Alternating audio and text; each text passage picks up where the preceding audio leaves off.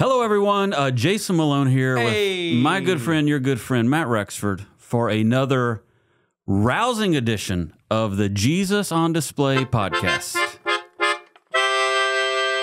Where evidently this time around we have musical instruments because Matt Rexford is musical. He gets bored easily. What is that you have? This is called a melodica. It's like part accordion, part harmonica. It just has an interesting sound.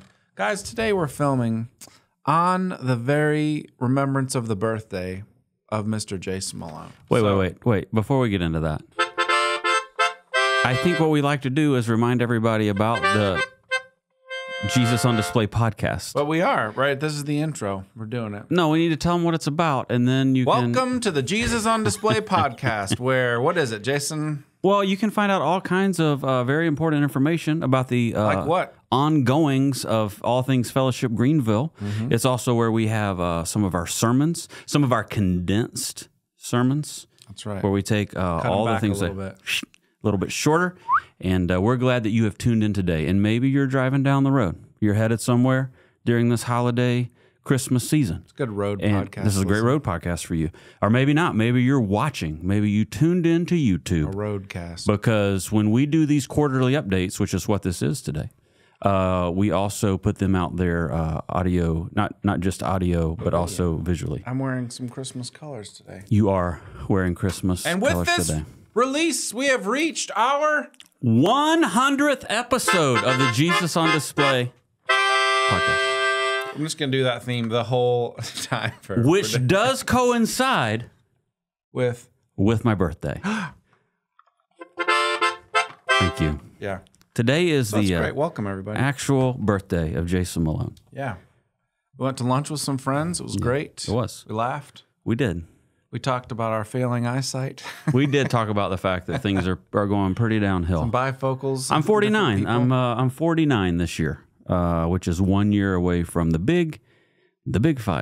And I got to be honest with you, I don't really think much about my age, but 50 seems pretty old. That's what I've been thinking. Like 50's kind of. And everybody that's older than 50, they go, I'll show you. I'll show you. You don't even know. But still, it's a milestone. Things are definitely going downhill. I don't feel like people who are older than me that have more things hurting than me need to negate the fact that I hurt. But you're still going downhill. Yeah, things are hurting on me.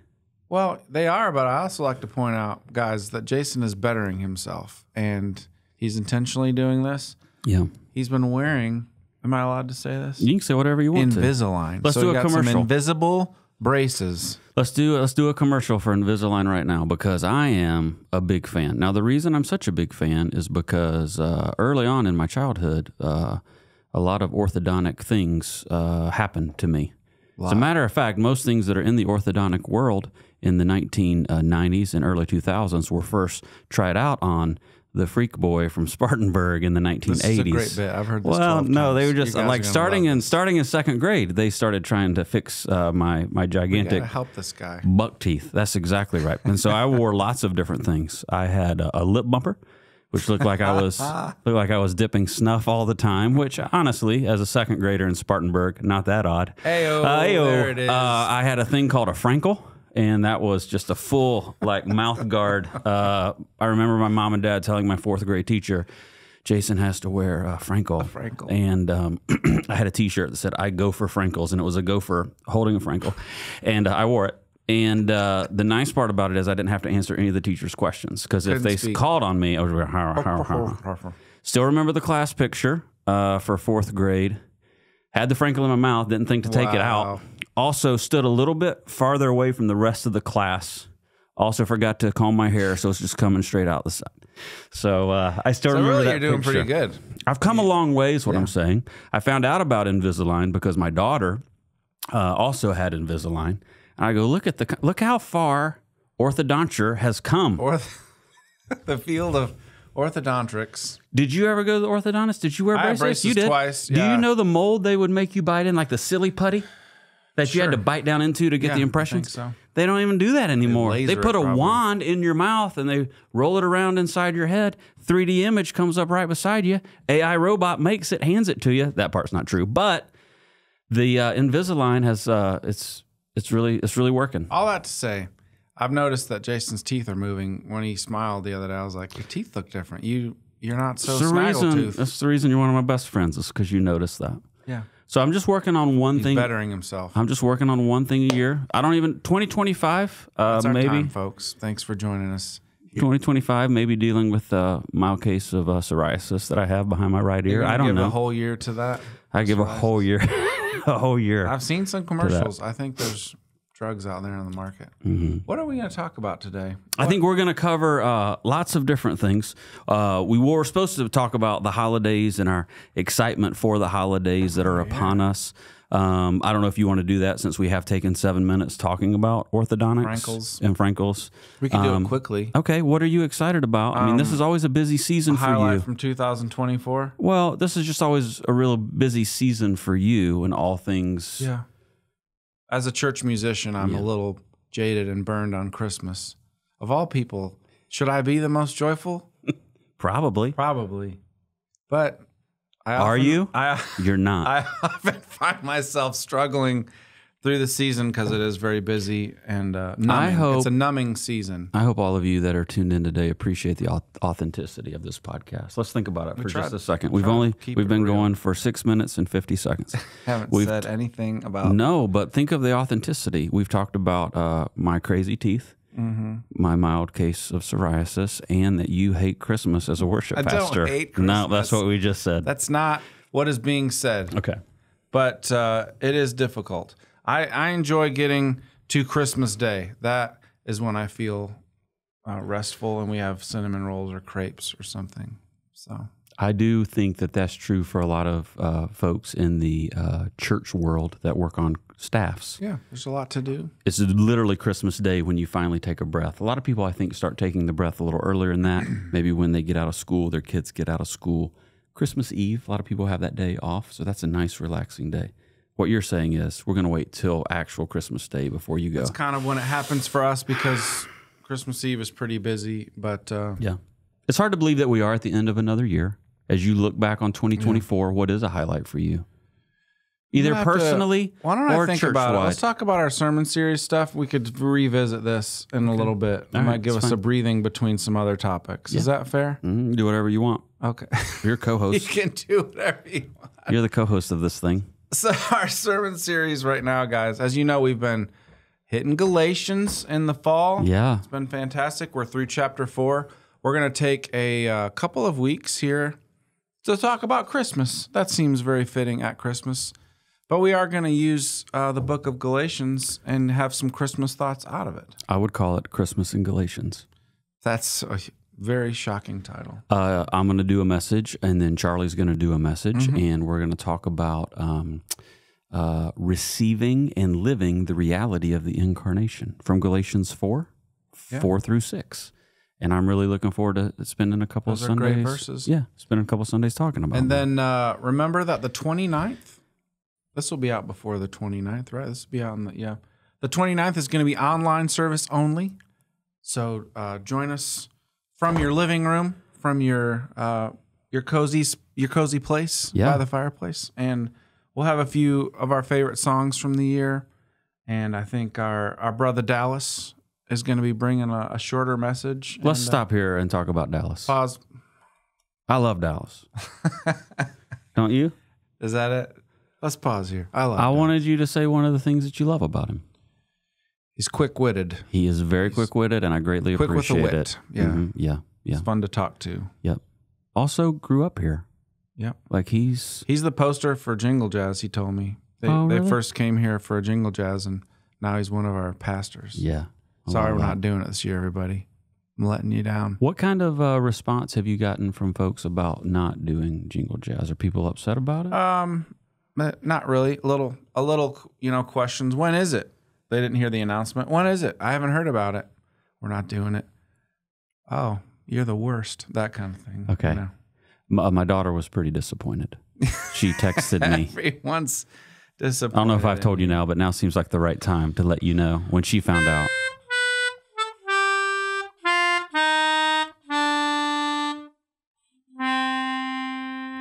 There it is. Perfect. So that's how people feel about it, probably. So, and then we're going to go into the new year, and we're going to take a couple of Sundays to kick off the new year. Charlie and I doing a little mini series over the course of 2 weeks. 2 weeks is not a mini series. Let's just call it 2 weeks. Okay. What's a mini series? At least 6 episodes if you watch Netflix. That's a mini series. All right. So it's a mini. Micro. It's a 1/3. Is it 1/3 of a mini series? That's fair. It's 1/3 of a mini series. Limited series. And then we're picking right back up in Galatians, and that's rolling up until Easter time. Chapter 5 and 6. Yeah. So we're really looking forward to that. What comes after that? I don't know. I do actually, No, but it's not gonna, we're not going to talk about it. Yeah, that'll be in the next podcast. We don't want to give it all away. Hey, can we talk a little bit about some of the happenings around here? Absolutely. That's what we're here to do. Can we talk about Adams Mill? We've been talking about it, obviously. Our last several quarterly updates, we have referenced it. You and I, along with a lot of other folks, were just out at Adams Mill, looking around, put our hard hats on, kind of walk around in there. It's past time. There's nothing falling out of the ceiling. It's all OSHA. painted. It's right? OSHA. It's OSHA. And so you always have to wear the hard hat. And as a matter of fact, first Sunday there, I'll probably preach in mine and my yellow vest. Great. As you walked around the facility and saw what's going on, what'd you think? Whew, it has changed a lot since the last time I went in. The outside, first of all, is just lovely. The landscaping is landscaping has gone in. Lots of little bushes. I don't know if that's what's in for landscaping, but just little tiny everywhere. Mm-hmm. Great mulch. Great mulch. Sweet trees here and there. Yeah. So the outside's really pretty. I don't know what we call it. The patio area, the gathering space outside commons. Outside commons. Mm-hmm. That's what it is. I really like it out there a lot. And the fact that we're going to be, Lord willing, getting started there in the spring when you can really utilize it and like breathe in all the pollen, it's going to be fantastic. I'm really excited about that. And the inside is really coming along. Carpets down. We saw a lot of painted walls, and the sound company was there installing the system for the main auditorium and the other places, and so I feel like it's just really taking shape. I feel like people are going to walk into the auditorium and they're going to go, I feel like I'm in Odd 2. Yeah, a slightly bigger Odd 2 with a little more light from the outside because of the windows. You love the windows. Jason wants natural light. He wants to be in the Crystal Cathedral, basically. I just light like everywhere. I like natural light. I like windows. I like being able to look outside. I'm a big fan of it. And this auditorium has a few more window opportunity options, and I'm here for it. We'll probably argue about closing those a lot. We probably will. Here's what I wanted to remind everybody of, or maybe you're hearing it for the first time. fellowshipgreenville.org/expansion will allow you to go and find out all things about Adams Mill, as well as see updated pictures, because we're continuing to update there as well. So if you're interested in checking it out, please go check it out. On the horizon, it would seem, according to my paper here, there may be some work days in 2025 to help with some minor tasks. We don't have total information about that, and I don't know what we want people running around doing as far as work days, but it's right here. Get excited, people. I do have some information on that. Tell me. First of all, we're going to have several tractors for people to drive if they have tractor. The beautiful landscape. If they have tractor driving experience, and we would need to know that by just video. Show yourself driving a tractor. It's an application. Yeah, actually, that's not true at all. What we need help with is getting all of our rooms set up. As you can imagine, there's going to be a lot of furniture showing up. Yeah. Things are going to need to be put together and placed in certain rooms. And so, there's going to be an opportunity, a couple of work days coming up. Okay. So keep your ears open. And then probably an open house as we get occupancy and get closer. And we don't have a definite opening date that we're throwing out there yet, but we do not. But it's still looking spring. And by spring, we are very hopeful that a few to several weeks before Easter, we will be in. And that's what we would love, the opportunity to be able to get in there and try some things out before Easter Sunday. So I don't know really quickly if we haven't done one of these updates since we had our night of vision and worship with people who might be interested in coming to Adamsville. And it was a great turnout. That was very encouraging to us, along with the day of prayer, the afternoon of prayer that we had there on site back in October. And so we are continuing to try to gather information on who all might be interested. Either they've made the decision, this is going to be our spot, or we're interested in this being our spot. I'll tell you this, in the new year, we're going to find out, I think, even by asking questions, like on a Sunday morning. Survey. A little survey it. Yeah, a little. And try to get a little bit more information about that. So really excited about it. I think I'm ready to talk about last year now. Okay, you thought about it? Might be a good little break time. Okay, go for it. What was the highlight? Some of the highlights that just come to my mind is one of my children got their license. So it was our first child driving. Foray into freedom in some ways. Well, more freedom for us. That's what I mean. They're helping drive some people to school. Yeah. There was even a night when I said, go get the pizza. Yeah. I'm not getting it. You get it. Please. And I was you said please? I'm sure I did. I'm sure I'm paid for it probably. So then you didn't need to. I'm very polite with it. Yes, you are. And then what else? Technically, Michigan won the national championship in the year 2024 in football. So that was exciting. Very early on. I see why you're holding on to that right now. And then they also beat Ohio State again this year. So that was exciting. And then also Arby's had a double meat combo on sale. So that was exciting as well. So these are the highlights of your year? Just off the top of my head, I can't rank them in order of importance, but just a few things. What about you? I'd like to thank Invisalign for straightening my teeth out. Commercial, go ahead.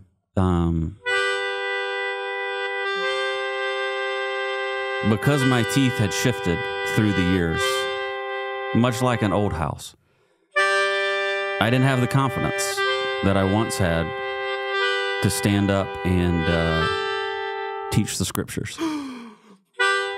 But because of Invisalign straightening out, especially my bottom teeth, where I was starting to look like Can't do it anymore.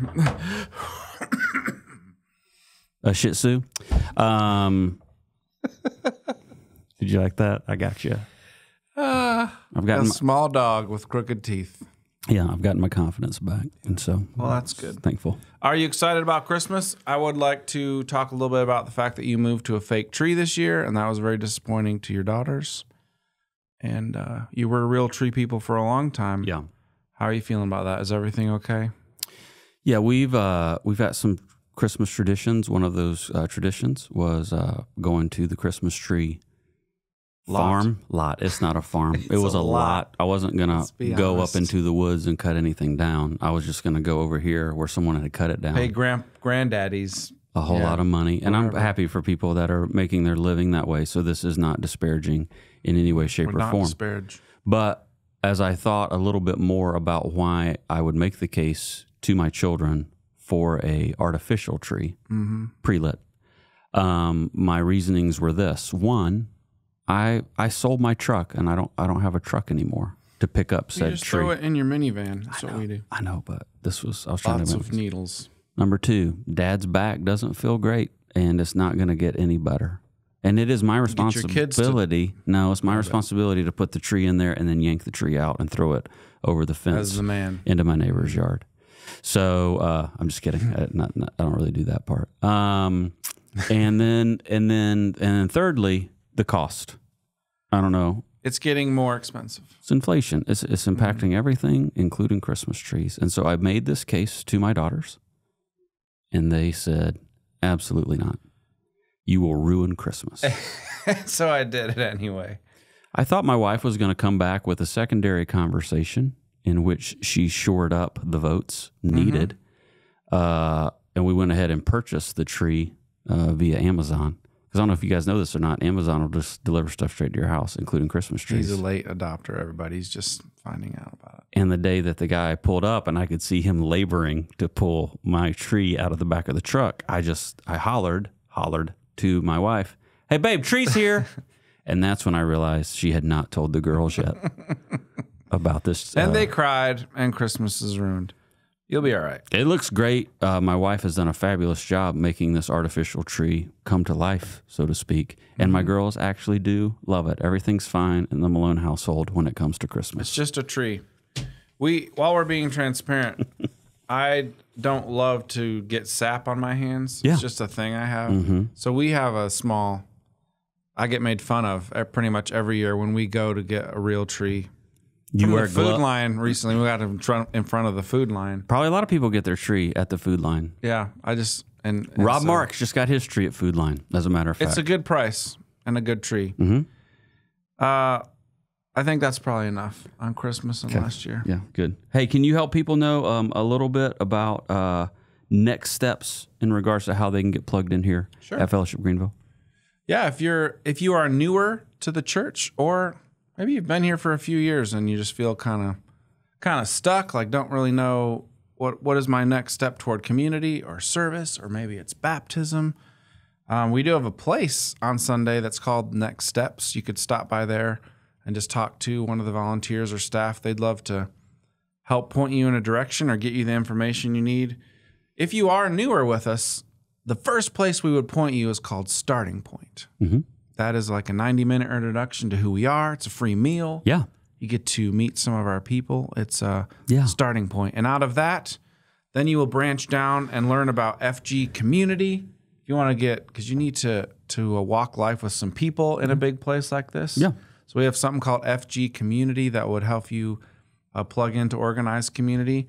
And then we also have something called FG Serve that you'll figure out, hey, what am I gifted at? What can I use to serve others in this local church? So those would be a few of the ways. We have those classes launching in the new year at all different times. I'm not going to go through them, so you can check the app. You can check the website. And maybe talk about FG Disciple real quick. People might not know what that is. Yeah, we're halfway through with our first official year of FG Disciple, where we're walking through 6 specific character and competencies that you see in the life of Jesus. We have about 140 people here at FG, along with some folks from Living Vine Community Church and Redemption Life Fellowship. Maybe you've heard of those churches. Part of the UCC network, the collective, if you will. And then our friends at Summit Church, they have another 100 people that are also going through it. So there's close to 250 people from these 4 different churches that are walking through FG Disciple, or these other churches call it Summit Disciple, or it's the same curriculum that we have put together. And it has been a huge encouragement to see people plug in and walk that process. So we're kind of at the halfway point. We'll launch it again in the fall of 2025 for other people that might be interested in that. There's a secondary track to that. It's called FG Lead. And that's for, it's another 10 months where we spend time talking with those who want to understand more about their giftedness and their wiring and how to serve and use that within the context of the local church. And so we have about 30 or 35 people from those churches that are going through the lead track. So you got this discipleship track, you got this lay leadership track, and both of those things have been very exciting to be a part of so far in 2024 and as we roll into 2025, which I would say this. There's so many encouraging things taking place in the life of our church family, and we just wanted to once again say thank you. Thanks for the way that you're stepping in regards to life with Jesus and life in community and life on mission. These are the 3 things that we talk about on the regular around here. And as I look back on 2024, in the midst of a lot of things that have transpired, stories of life change, people coming to know Jesus, people growing in their relationship with Jesus, people having a passion to share with other people about Jesus.